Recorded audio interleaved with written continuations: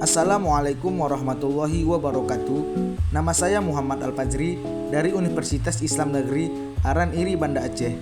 Fakultas Tarbiyah dan Keguruan, Prodi Pendidikan Agama Islam, ingin menyampaikan materi yang berjudul Mahkum Fiqh. Tujuan: yang pertama, memahami pengertian mahkum fiqh. Yang kedua, mengetahui berbagai bentuk dari mahkum fiqh. Yang ketiga, mengetahui syarat-syarat mahkum fiqh. Yang keempat, mengetahui hak Allah terhadap hamba dan sebaliknya. Pengertian mahkum fiqh. Yang dimaksud mahkum fiqh adalah perbuatan mukallaf yang menjadi objek hukum syara'. Hukum syara' terbagi atas dua macam, yaitu hukum taklifi dan wad'i. Hukum taklifi jelas menyangkut perbuatan mukallaf, sedangkan sebagian hukum wad'i yang tidak berhubungan dengan perbuatan mukallaf, seperti tergelincirnya matahari. Maka setiap hukum syara' harus berhubungan dengan pekerjaan para mukallaf, baik dari segi tuntunan, pilihan, atau penetapan, atau perbuatan mukallaf itu sendiri. Karena hukum Islam memang diperlakukan pada perbuatan mukallaf. Menurut para ulama usul, yang dimaksud dengan mahkum fiqh adalah objek hukum, yaitu perbuatan seorang mukallaf yang terkait dengan perintah Allah dan Rasul-Nya, baik yang bersifat tuntunan meninggalkan, tuntunan memilih suatu pekerjaan. Firman Allah Subhanahu wa taala dalam Quran surah Al-Maidah ayat 1 ialah, ya ayyuhalladzina amanu aufu bil uqud. Artinya, hai orang-orang yang beriman, tunaikanlah akad-akad itu. Beban kewajiban yang dapat diperoleh dari titah ayat tersebut di atas berhubungan dengan perbuatan mukallaf, yaitu bahwa menepati janji itu hukumnya wajib. Dan dalam firman Allah Subhanahu wa taala dalam Quran surah Al-Baqarah ayat 282, ya ayyuhalladzina amanu iza tadayantum bidain ila ajalim musamma faktubuhu. Artinya, hai orang-orang yang beriman, ketika kamu sekalian bertransaksi hutang sampai untuk waktu yang ditentukan, maka catatlah. Pelajaran hukum yang dapat diambil dari titah ayat tersebut di atas adalah terkait dengan perbuatan mukallaf, yaitu mencatat hutang yang hukumnya adalah sunnah. Macam-macam mahkum fiqh dilihat dari segi keberadaannya secara material dan syara'. Mahkum fiqh terdiri dari 4 macam. Yang pertama, perbuatan yang ada secara material tetapi tidak terkait dengan syara' atau tidak menimbulkan akibat hukum syara', seperti makan dan minum. Yang kedua, perbuatan yang ada secara material tetapi menjadi sebab adanya hukuman, seperti pembunuhan menjadi sebab adanya hukuman qisas. Yang ketiga, perbuatan yang ada secara material dan baru bernilai syara' apabila memenuhi rukun dan syarat seperti sholat dan haji. Yang keempat, perbuatan yang ada secara material dan diakui syara' serta mengabitkan munculnya hukum syara' yang lain seperti nikah, mengakibatkan halalnya hubungan seks, kewajiban nafkah. Syarat-syarat mahkum fiqh. Tidak semua manusia dikenai taklif atau pembebanan hukum Allah Subhanahu wa taala, melainkan harus memenuhi syarat-syarat sebagai berikut.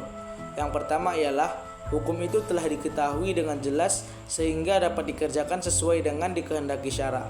Dengan demikian, seorang itu tidak diwajibkan melaksanakan sholat sebelum jelas rukun-rukun dan kaifiyahnya, atau mukallaf harus mengetahui perbuatan yang akan dilakukan sehingga tujuan dapat tangkap dengan jelas dan dapat dilaksanakan. Yang kedua adalah mukallaf harus mengetahui bahwa kewajiban yang dibebankan kepadanya adalah dari Allah. Yang perlu diperhatikan dalam masalah ini adalah mengenai pengetahuan. Pengetahuan yang dimaksud adalah imkan al-ilm atau kemungkinan untuk mengetahui, bukan pengetahuan secara praktis. Artinya, ketika seseorang itu telah mencapai taraf berakal dan mampu memahami hukum-hukum syar'i dengan sendiri atau dengan cara bertanya pada ahlinya, maka ia telah dianggap sebagai orang yang mengetahui apa yang ditaklifkan kepadanya. Atau mukallaf harus mengetahui sumber taklif, seseorang yang mengetahui bahwa tuntunan itu dari Allah Subhanahu wa taala. Kewajiban yang dibebankan kepada mukallaf, baik yang dituntun untuk melaksanakan atau tidak melaksanakan, betul-betul dapat dilaksanakan mukallaf dan berada dalam batas kemampuan mukallaf, atau perbuatan harus mungkin untuk dilaksanakan atau ditinggalkan. Dari syarat ketiga, yakni perbuatan taklif itu dapat dikerjakan, muncul persoalan masyaqqah atau kesulitan. Dalam hal ini ulama membagi masyaqqah kepada dua macam.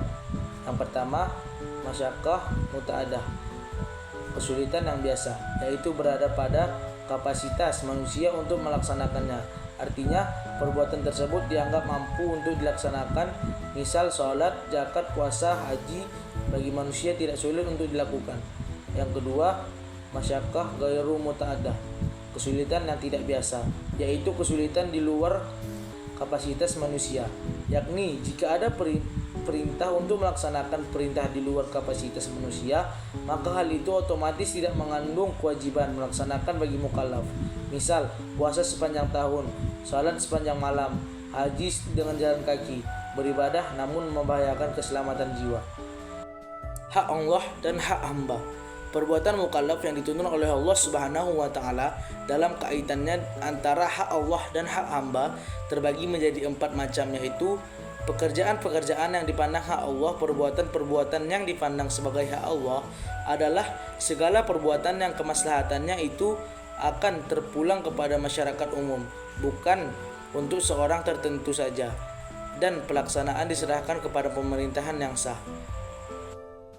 Perbuatan yang dihukum hak hamba, adapun hak-hak yang dianggap sebagai murni hak hamba adalah seperti penggantian harta yang dirusak, bagai pengganti dengan yang sepadan atau senilai harta yang dirusak tersebut.